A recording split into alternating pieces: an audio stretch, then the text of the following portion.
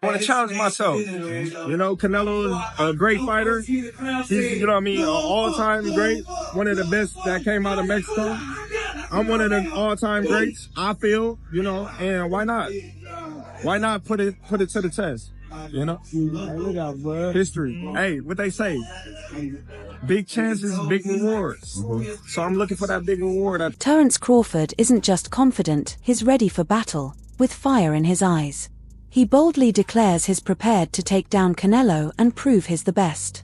However, not everyone shares his belief. Critics point out the significant weight difference between Crawford and Canelo, casting doubt on whether the fight is even fair. Boxing promoter Eddie Hearn voiced his opinion, saying, "I do think the weight will be too much for Terence. Even in the Jermell Charlo fight, you could see that physically, he's not a big 154-pounder, and he's definitely not a big 160-pounder. The biggest question surrounding the fight is whether Crawford can handle Canelo's size and power. Many believe that despite Crawford's skill, stepping up in weight to face a naturally stronger fighter like Canelo could spell disaster. Others argue that Crawford's precision, speed, and boxing IQ could neutralize the size disadvantage with the right strategy. As the debate intensifies, more experts are siding with Canelo, convinced that the weight gap is simply too much for Crawford to overcome. Former champion Mikey Garcia, who has seen elite fighters struggle when moving up in weight, believes Crawford is venturing into dangerous territory against a naturally bigger, stronger opponent.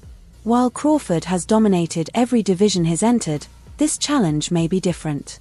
For many, no matter how skilled Crawford is, the physical differences are too significant to ignore. Why? Bigger guy. Way bigger. I mean, maybe not in height, but in size-wise. It's a 30-pound difference. A lot bigger. Crawford was just fighting at welterweight. Mikey Garcia's comments have added to the growing skepticism surrounding Crawford's chances, with some fans seeing it as a harsh reality check, while others view it as just another underdog story waiting to unfold. After all, boxing history is full of instances where skill triumphed over size. But against a powerhouse like Canelo, the question remains, could this be a step too far? The conversation has shifted from just being about a fight to a larger debate on whether greatness can push past its limits, or if those limits will ultimately defeat greatness. As Fight Night draws closer, more voices are chiming in about the challenge Crawford faces. While Crawford's skills are unquestionable, some argue that skill alone may not be enough against someone like Canelo. The Mexican superstar has dominated multiple weight classes and has carried his power up with him, which is where the real concern lies. Crawford has never been tested at this level, facing an opponent with Canelo's size, strength, and knockout power. Some experts worry that, despite Crawford's sharpness, he may simply be outgunned. His power up to light heavyweight. I haven't seen Crawford do that. You know what I mean? Crawford's a smaller guy. Is he the superior boxer pound for pound, in my opinion? I would say yeah. But going up and fighting a guy who I would say is pound for pound 1A or 1B, whatever, I don't. This debate raises an important question. Can elite boxing skill overcome raw physicality? Crawford is known for his ring IQ, movement, and adaptability, but against Canelo, he may need more than just strategy.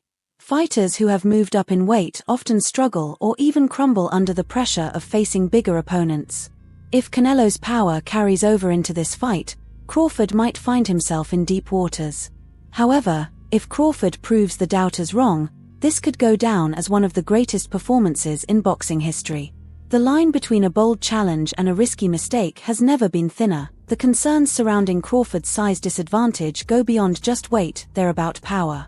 Many believe that even if Crawford can handle Canelo's size, he may not be able to withstand his punch. Canelo has earned a reputation for breaking down opponents with punishing body shots and explosive combinations.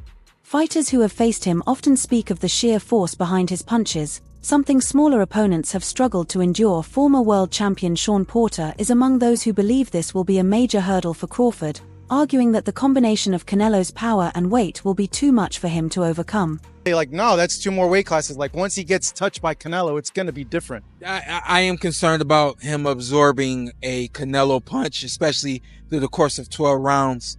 We do know this about Canelo. He's going to slow down, you know, so I think if anything, Canelo would try to start fast and bang on him and break him down before he gets later and he still got that kind of... Out in Crawford, the biggest concern remains clear. Even the best defense can only hold up for so long against a fighter with relentless power. Canelo doesn't just knock opponents out, he wears them down over time, making them slower, weaker, and more vulnerable as the rounds pass. If Crawford can't avoid Canelo's power shots, he might be in for the toughest fight of his career. On the other hand, Crawford has defied expectations before, using his speed and intelligence to dominate opponents. If he can find a way to neutralize Canelo's power, he could pull off one of the greatest upsets in boxing history. This debate isn't just about weight and power, it's about risk. Some argue this fight is too dangerous for Crawford, not just because of the physical disadvantages, but because of what's at stake. Boxing legend Bernard Hopkins has raised serious concerns, questioning whether the fight is worth it for either man. He believes Crawford is stepping into a situation that goes beyond boxing, suggesting that taking on Canelo at this weight could be a career-defining risk with potentially life-altering consequences. Hopkins asked, "Crawford, do you care about your life? What does that fight do for Canelo? If Crawford beats Canelo, what does that do for Canelo?" He went on to argue that there are many other realistic fights that make sense and are less life-risking. Hopkins' words have sparked deep conversations about whether this matchup is pushing the limits of fair competition. The notion that the fight could be life-risking adds a whole new layer to the debate, making some question whether Crawford is taking an unnecessary gamble. On the flip side, some believe this is exactly what creates legends, taking on impossible odds and proving the world wrong. Crawford has always embraced challenges, but this could be the biggest leap of his career. Hopkins didn't stop there, he doubled down on his concerns, emphasizing that the fight is happening entirely on Canelo's terms. Unlike other matchups where fighters meet at a fair middle ground, Crawford is the one moving up, not Canelo coming down. Hopkins feels this makes the fight even more lopsided, with one fighter taking all the risk while the other remains comfortable. He said, "On top of the risk that we risk stepping in there with guys our weight, now you want me to do something? Canelo's not coming down to 160. This has become a major criticism of the fight. Many believe Crawford is being forced into a dangerous position while Canelo remains in control. Despite the doubts, the fight is happening, and Crawford isn't backing down. He has built his career on taking risks and proving people wrong, and this is just another opportunity to show that skill and strategy can overcome size and power." The stage is set for one of the most talked about fights in boxing, and whether people love it or hate it, all eyes will be on Crawford and Canelo when they step into the ring. While critics continue to question the weight difference, Crawford remains unfazed. He's not interested in the doubts, the concerns, or the warnings from experts. In his mind, this isn't a mismatch, it's an opportunity. He believes his skills, speed, and precision will be enough to not just beat Canelo, but to knock him out. Crawford is putting in the work, training relentlessly and sharpening every weapon in his arsenal. For him, this isn't about size, it's about proving that the best boxer in the world can take down anyone, no matter the weight class. What's up, y'all? I'm looking forward to being undisputed in September. Let's get it. It's work time.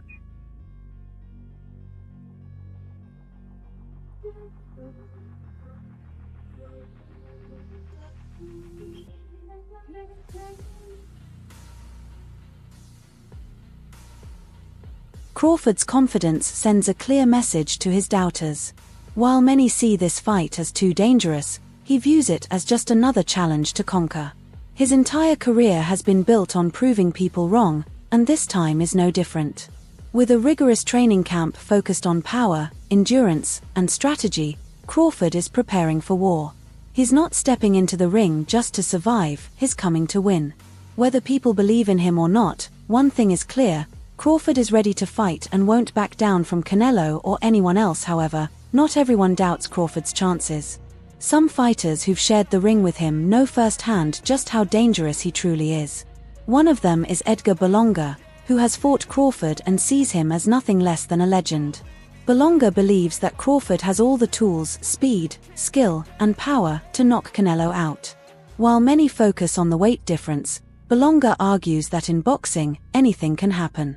Size may be on Canelo's side, but Crawford's ability to break down opponents and finish fights should not be underestimated. Know that, anything can happen in boxing, you know what I'm saying? And Terence Crawford is a legend. He's great. He's a great fighter.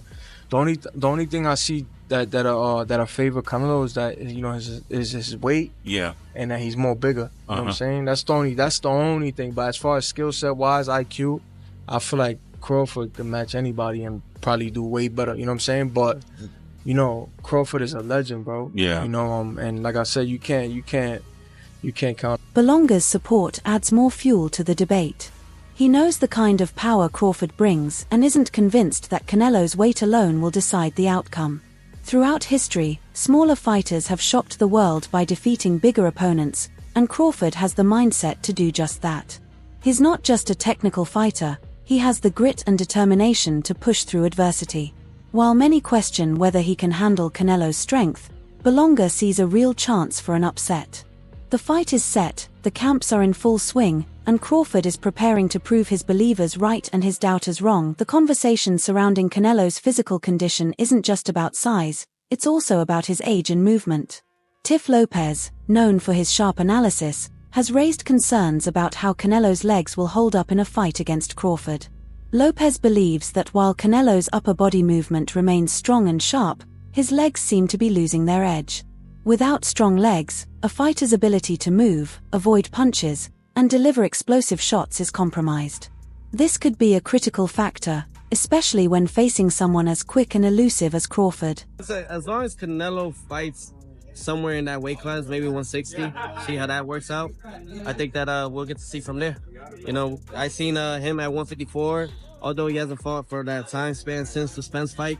I noticed that his legs are too old.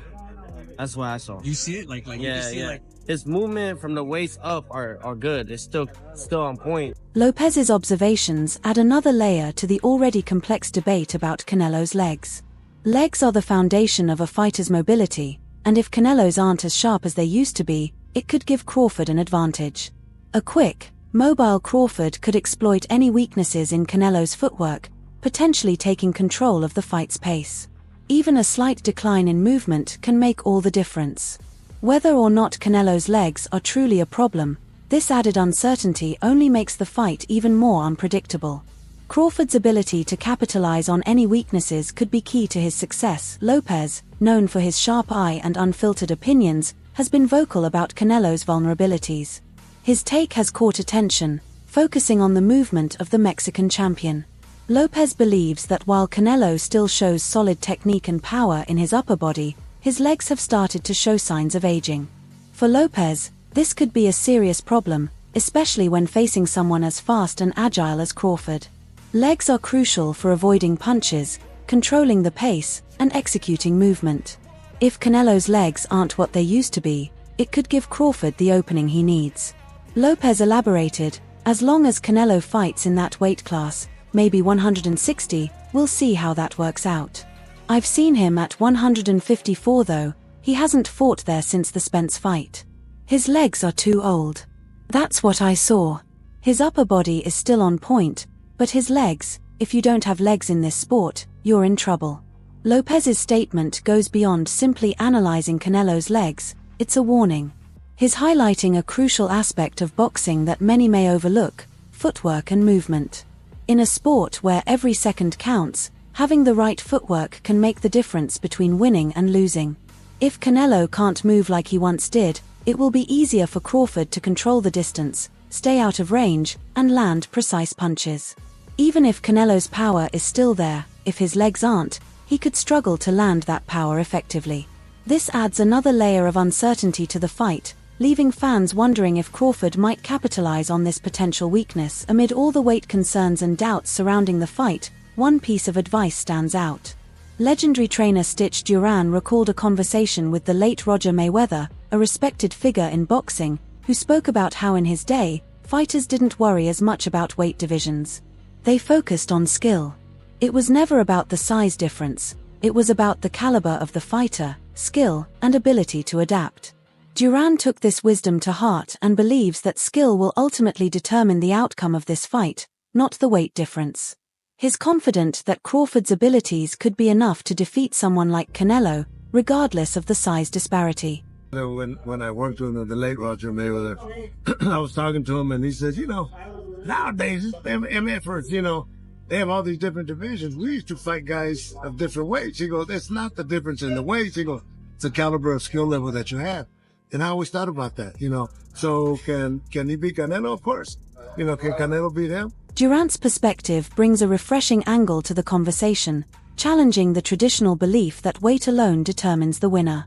For him, it's all about who has the better skills and who can execute their game plan most effectively. If Crawford can outbox Canelo, then the weight difference becomes irrelevant. Durance's faith in Crawford's skill set offers hope to those who believe that talent, rather than size, should be the deciding factor. According to Duran, this fight isn't just about power or weight, it's about proving who the better fighter truly is. Duran's view isn't the only one that places skill at the heart of this matchup.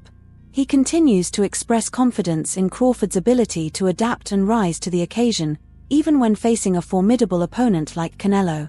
The idea that size and weight don't necessarily define a fighter's fate is a refreshing take, especially in a world where physical advantages often dominate the conversation.